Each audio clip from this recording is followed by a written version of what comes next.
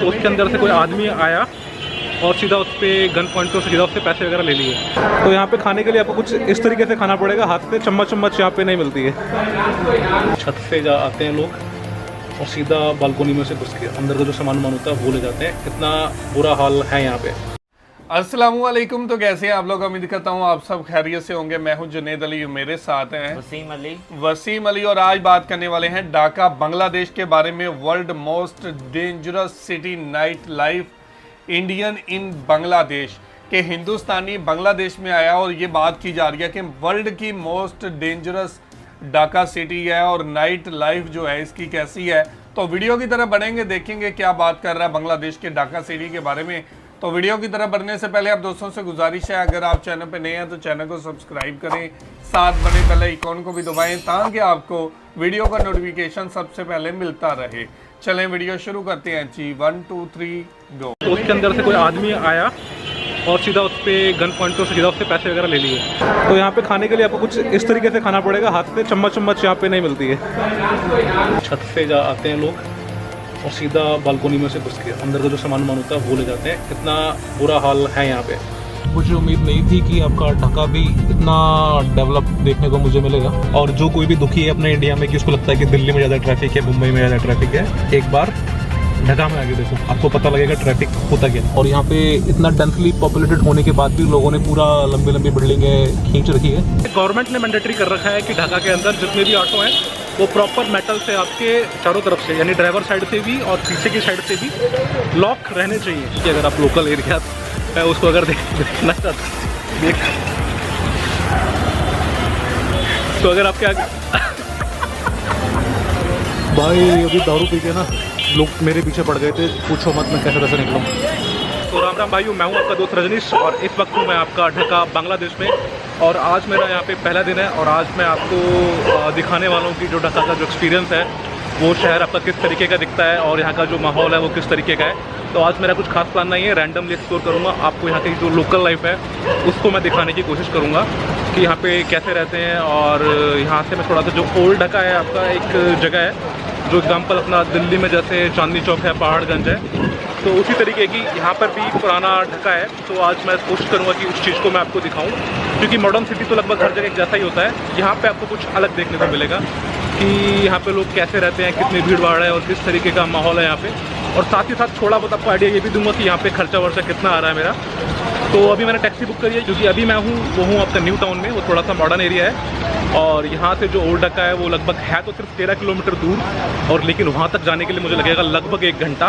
13 kilometre के लिए 1 घंटा, आप समझ सकते हो कितना यहाँ पे जो ट्रैफिक है कितना ज़्यादा है। तो अभी मैंने टैक्सी बुक करी है और जैसे ही आती आपको बताता हूँ उसका मुझे प्राइस कितना लगा। और तब तक आपको बताता हूँ जहाँ पे मैं रह रहा हूँ उस एरिया का जो लोकेलिटी है वो किस तरीके की है। और आपको छोटा सा पीछे का माहौल दिखाता हूँ कि एक रैंडम ढाका की जो गली है ठीक ठाक एरिया में, एवरेज एरिया में किस तरीके की दिखती है।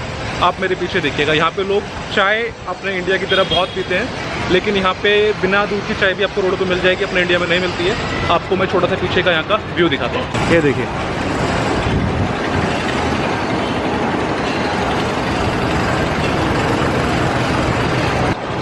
हेलो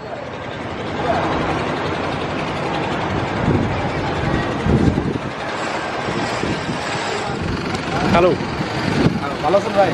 हाँ, বলছি ভালো আছেন কিনা? Only Hindi, Hindi Bengali, Hindi English, Indian English, Hindi English, no Bengali.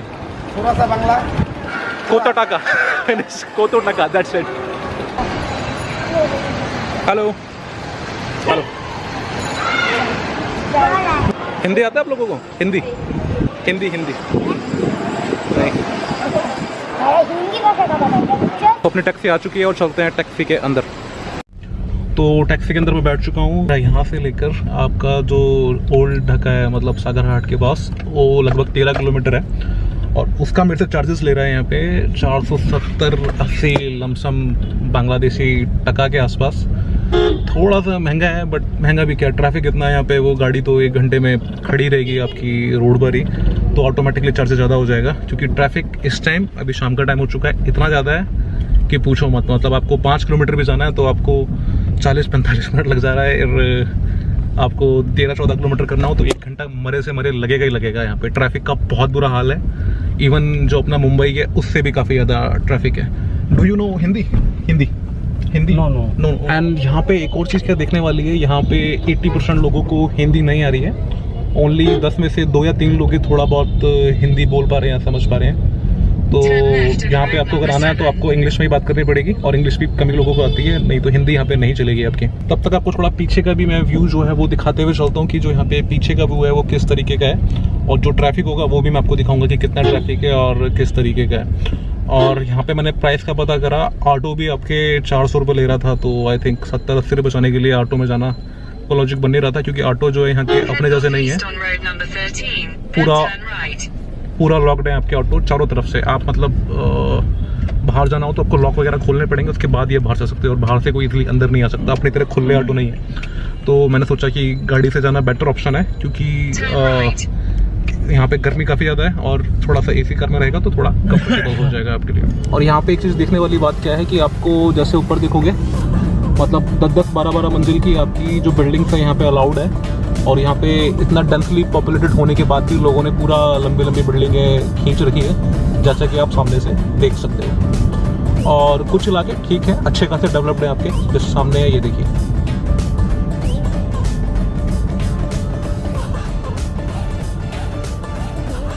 और मुझे उम्मीद नहीं थी कि आपका ढाका भी इतना डेवलप देखने को मुझे मिलेगा, लेकिन ठीक ठाक यहाँ पे जो इंफ्रास्ट्रक्चर है ऑन एन एवरेज ठीक ठाक है, मतलब बुरा नहीं कह सकते आप।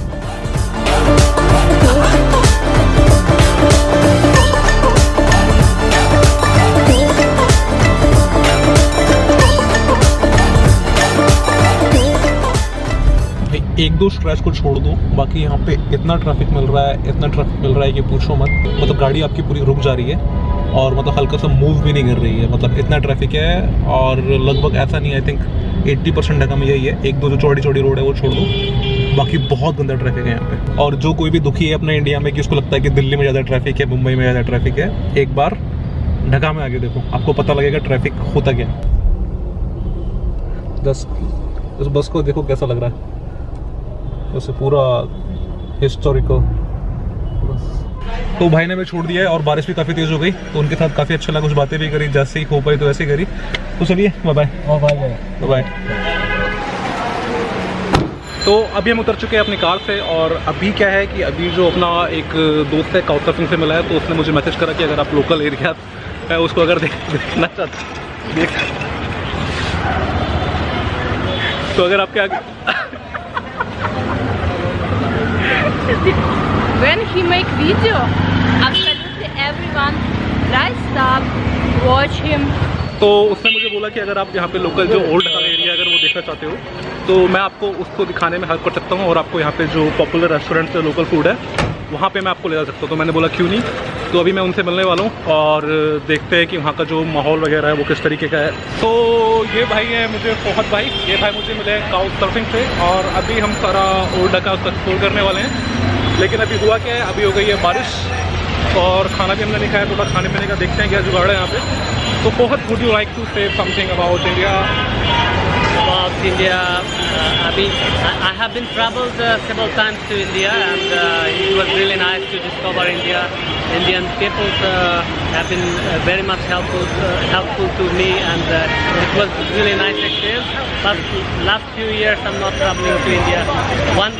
One thing I'm expecting from India, so that as we are neighboring countries, so we are expecting on-arrival visa.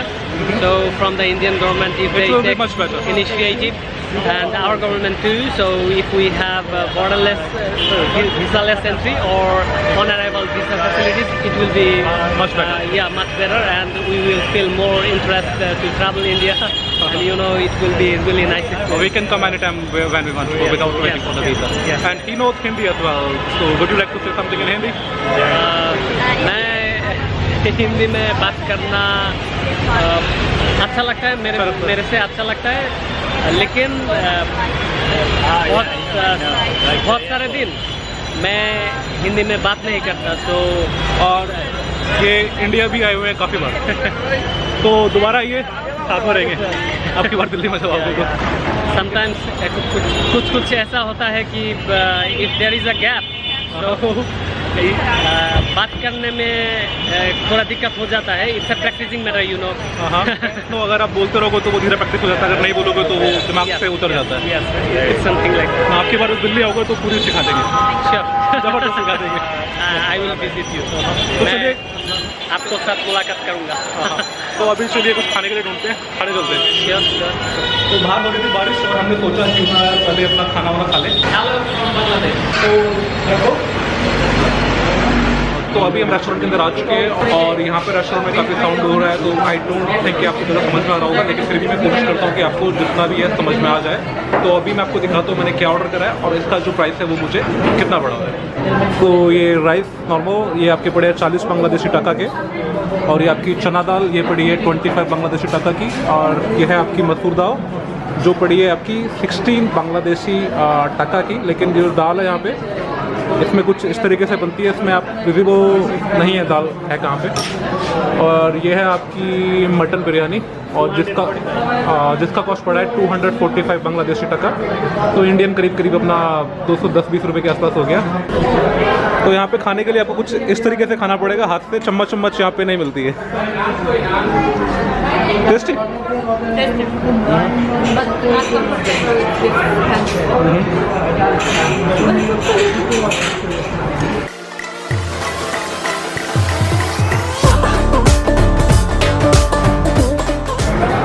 तो ये भाई ये भी इनका 24 ईयर्स के बाद मिल रहा है ना, तो ये स्कूल के बाद 24 साल के बाद अब मिले, और इन लोगों ने हमें भी ये केक दिया है कि आप लोग भी खाइए। तो हॉस्पिटलिटी भाई यार बांग्लादेश की अमेजिंग है, मज़ा आ गया। ये है जापान के भाई यामाटो, और यामाटो भाई हम बांग्लादेश में घूमने आए हुए हैं। तो you like Bangladesh? Yeah, I like it. You like it? What do you like the most? The people or the culture or the food? The people, culture, and then it's like completely different in Japan. Like it's Completely different than Japan. Yeah. It's like a different world. It's But you like it? What? Do you like it, right? Yeah, I like it. You like it. So do you planning to come to? Are you planning to come to India as well? Yeah, I'm going to Kolkata first, and Kolkata then first. go to Mumbai, Nepal, and then go to Delhi. Delhi. Yeah. Okay, I will love to meet you in Delhi. Yeah.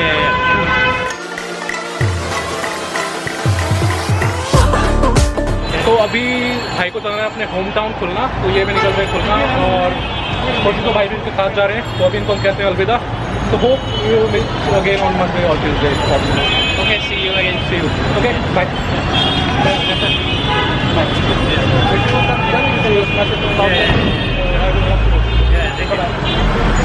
और देखते हैं जो old डका है वो अपने India के compare में किस तरीके से अलग है। और आई होप आपको इस वीडियो में मज़ा आ रहा होगा। एंड अगर आपके मन में कोई भी क्वेश्चन हो, कुछ भी क्वेरी हो, तो आप मुझे इंस्टाग्राम पे मैसेज कर ही सकते हो, और अगर आपको प्रोफाइल अच्छी लगे तो उसको फॉलो भी कर सकते हो। और मेरी जो आईडी है वो आपको स्क्रीन पर रिफ्लेक्ट कर रही होगी। तो अभी मैं आपको पीछे का व्यू दिखाता हूँ, और यहाँ पे हो क्या रहा है कि बारिश काफ़ी हो रही है और थोड़ा सा कीचड़ काफ़ी हो गया। तो आपको पीछे का व्यू दिखाता हूँ कि यहाँ पे रात को 9 बजे के आसपास किस तरीके का जो आपका बैकग्राउंड का व्यू है वो रहता है। How much this one? कोता टाका 280। हाँ 2। Okay, give 2। तो हमने यहाँ पे 2 सेब लिए हैं 80 बांग्लादेशी टका के, जिसका मतलब वो आपका लगभग 60-70 इंडियन रुपीज़। और यहाँ पे एक चीज़ देखो, बारिश होने के बाद भी रात को भी 9-9:30 बजे कितना ट्रैफिक है और कितने लोग बाहर घूम रहे हैं। और अगर अपने इंडिया में ऐसी बारिश हो जाए तो लगभग सारे लोग घर में चले जाते हैं रात को, तो एटलीस्ट। तो ये देखो, और कुछ इस तरीके की आपकी रैंडम स्ट्रीट दिखती है बांग्लादेश की। थोड़ा सा आप देखिए, फील करिए किस तरीके का यहाँ पे एटमॉस्फेयर है।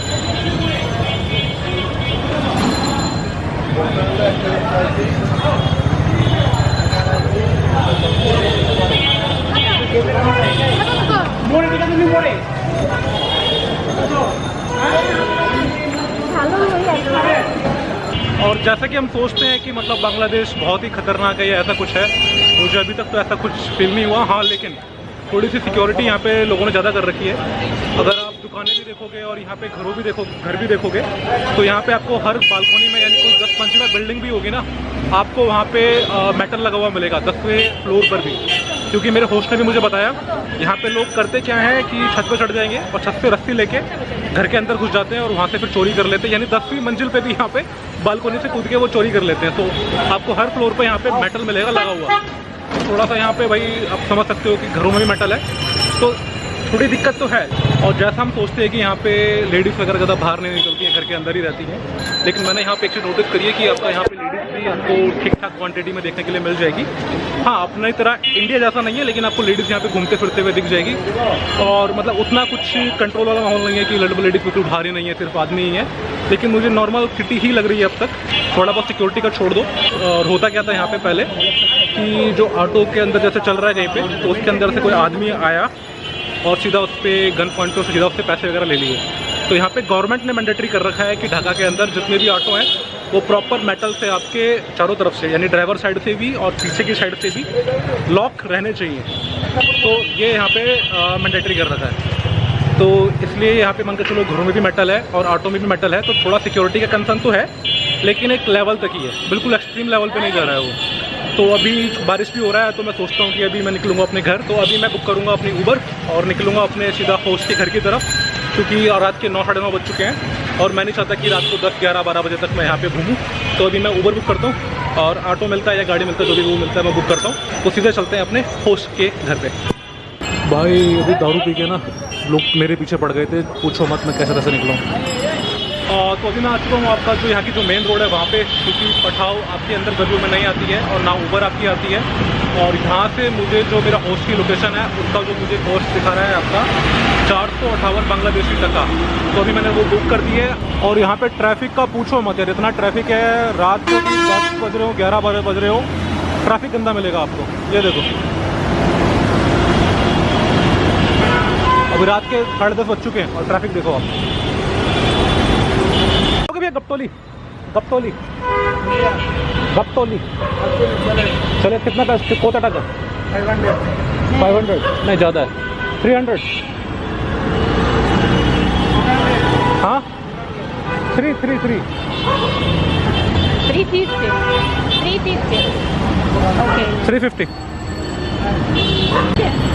ओके। तो इस तरीके का यहाँ पे मेटल लगा हुआ है भाई हर ऑटो में। तो यहाँ पे कुछ इस तरीके का ऑटो है, जैसा आप देख सकते हैं पूरा सील पैक हुआ पड़ा है और 4 कुंदियाँ लगी हुई है इसके अंदर। और अभी हुआ क्या, जो अपनी जो उबर थी ना वो दिखा रहा था कि 15-20 मिनट और वो बार बार कैंसिल कर रहे थे, वो पिकअप करने आ नहीं रहे थे। तो ऐसे ही हमें हाथ से रुकना पड़ा ऑटो रोड पर ही। और उसके बाद हमें ये ऑटो मिला है जिसने लगभग जो उबर पैसे ले रहा था उसने ही लिए थे, उसने ही उसने पैसे लिए हैं। भाई इतना ट्रैफिक है पूछो मत, 15-20 मिनट हो गए हैं बस खड़े हुए हैं, गाड़ी हिल नहीं रही है, जरा सी नहीं हिल रही है। हमें जाना है 12-13 किलोमीटर गिनती का। दिल्ली में होता है, इंडिया में कहीं भी होते, आधा घंटा 40 मिनट मैक्सिमम, इससे ऊपर क्या ही लगेगा। यहाँ पे 1 घंटा हमें ऑलरेडी हो चुका है और अभी कितना लगेगा कुछ पता ही नहीं है। मैं आपको पीछे यार इस पर जाली नहीं लगी हुई, एक तो प्लेट दिख नहीं रहा, फिर भी कोशिश करता हूँ आपको थोड़ा बहुत दिख जाए। ये देखो बस ऐसे खड़े हुए कुछ नहीं हो रहा, बस और कोई मूव ही नहीं कर रहा है, बस खड़े हुए हैं तब से 15-20 मिनट से। तो 1 घंटे से ऊपर ऑलरेडी हो चुका है हमें सिर्फ 10-12 किलोमीटर जाने के लिए। इतना बुरा हाल है यार यहाँ पे ट्रैफिक का, इंडिया का ट्रैफिक कुछ भी नहीं है लिटरली। तो अभी मैं उतर चुका हूँ आपका ऑटो से, और लेकिन हुआ क्या, अभी जैसे मैं आ रहा था तो उसको मैंने एरिया का नाम बताया था कि मुझे इस एरिया में जाना है। अब थोड़ा सा वो जो होस्ट घर है वो थोड़ा सा गलियों में अंदर था, तो उसने क्या करा, सीधा मुझे बोलने लगा उतरने से पहले कि भैया आप थोड़ा गलियों में घुमा के लाए हो। और लैंग्वेज उसको समझ में आ नहीं रही थी बंगाली, मुझे बंगाली आती नहीं है, और जो वो बोल रहा था मुझे समझ में कुछ नहीं आ रहा था बोल क्या रहा है। तो कहने लगा सीधा 500 टका। तो मैंने बोला यार नहीं ऐसे मत कर, हमारा मुश्किल से 3-4 मिनट का फ़र्क हुआ होगा। और वो बोलने लगा 500 टका। तो मैंने बोला चल तू यार 350 था 400 ले ले। तो बड़ी मुश्किल से माना और वो अकड़ सा गया था। तो जैसे तैसे देके मैं 400 टका देके बाहर निकला हूँ। और एक और चीज़ आपको बताता हूँ, जब मैं आपका ओल्ड ढाका में था वहाँ से मैं अपनी उबर बुक कर रहा था, तो वहाँ पे मैंने एक चीज़ नोटिस करी, रात को जैसे 9-10 बज जाते हैं तो वहाँ पे थोड़े लड़के वगैरह थे जो दारू पी के स्मोक करके हंगामा कर रहे थे रोड की दूसरी तरफ। तो मैं तो उनके पास नहीं गया, ना उनको मैंने रिकॉर्ड करा, क्योंकि फिर बिना मतलब वो मेरे पास आते ज़्यादा चैचे पैपे होती, तो मैंने उनसे बात ही नहीं करी। लेकिन थोड़ा सा मैंने नोटिस करा, अगर आप यहाँ पे घूम रहे हो तो रात को 9-10 बजे के बाद थोड़ा अवॉइड ही करो। ओवरऑल मतलब 7-8 बजे तक सेफ़ है, लेकिन रात को जब 9-10 बजे जब दुकानें बंद होना स्टार्ट हो जाती है, भीड़ कम हो जाती है, तब आपके यहाँ पे थोड़ा सा माहौल ख़राब हो जाता है। तो आपको थोड़ा सा इस चीज़ को लेके अलर्ट रहने की बिल्कुल ज़रूरत है। और मैं भी आ चुका हूँ अपने होस्ट के यहाँ पे, और एरिया कुछ इस तरीके का है, मैंने आपको पहले भी दिखाया था।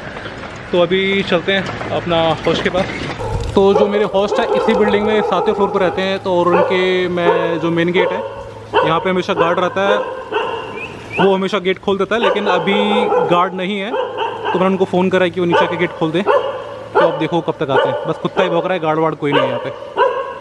तो अभी कोई बिल्डिंग में से कोई बाहर जा रहा था तो उसने गेट खोल दिया, तो अभी लिफ्ट के अंदर जाते हैं अपना होस्ट के पास। और यहाँ पे ढाका तो जी व्यूअर, ये थी वीडियो, और यहाँ पर ये बात की जा रही है कि वर्ल्ड का मोस्ट डेंजरस लाइफ है नाइट की, वो ढाका की है। तो आप इससे कितना एग्री हैं? मुझे तो लगता है कि सिर्फ अफसाने और कहानियाँ सुनाई जा रही हैं। कहानियाँ सुनाने में क्या है, ऐसे ही कहानियाँ बनी होती हैं। तो वर्ल्ड का most dangerous city night life Dhaka की है, तो ये मुझे शौक हुआ है क्योंकि बांग्लादेश इतना पीसफुल कंट्री है। अगर वाक़यात होते हैं तो वो दुनिया के किसी भी मुल्क में हो सकते हैं। हमारे कराची की आप कहेंगे कि दुनिया की सबसे ख़तरनाक नाइट है, तो वो ये भी गलत नहीं होगा। लाहौर में क्राइम नहीं होता, या फिर दुनिया के किस कोने में नहीं होता, ढाका में नहीं होता, या दिल्ली में नहीं होता, मुंबई में नहीं होता, तो दुनिया के हर जगह पे क्राइम मौजूद है। तो अगर आप कहेंगे कि वो वर्ल्ड की मोस्ट डेंजरस है तो ये गलत होगा। तो बांग्लादेश के अंदर भी ऐसे ही क्राइम होता है जैसे पाकिस्तान या इंडिया में होता है। ऐसे ही पाकिस्तान में जिस तरह बांग्लादेश में उसने बात जो नुक्ता एक रखा था कि पहले भी हमने वीडियोस के अंदर देखा था, जो ऑटो रिक्शे वहाँ पर चलते हैं उनको पूरी तरह से कवर किया होता है। तो ये अच्छी बात है, ये अच्छी बात है। तो कवर करना को बुरी बात नहीं है। होगी वहाँ पर जिस तरह यार दुनिया में कहाँ स्नैचिंग नहीं होती, पाकिस्तान के लाहौर में स्नैचिंग नहीं होती। की है कि हर जगह पे ये वाला सिलसिला होता है। पाकिस्तान के ये भाई इंडिया से है, इंडिया में तो मेरे हिसाब से इससे ज्यादा क्राइम रेट होगा। ऐसे ही है। और दूसरे ये अगर मुंबई की बात करें या दिल्ली की बात करें, वहां पर बहुत ज्यादा क्राइम रेट है, क्योंकि इसकी मेन वजह मैं समझता हूँ गुर्बत है। गुर्बत होने की वजह से लोग जो है ना बुरे कामों की तरफ वो मुलविस होना शुरू हो जाते हैं। कुछ लोग होते हैं बुरे, अब हर कोई नहीं होता। वही और आप सारा कुछ करवा देती है। लेकिन आप क्या कहना चाहेंगे कि क्या वाकई वर्ल्ड की मोस्ट डेंजरस जगह है ढाका सिटी, और नाइट लाइफ कैसी है? क्या आप इसकी बात से मुत्तफिक हैं? और आप क्या कहना चाहते हैं जरूर कमेंट करके हमें बताइएगा। बहुत शुक्रिया।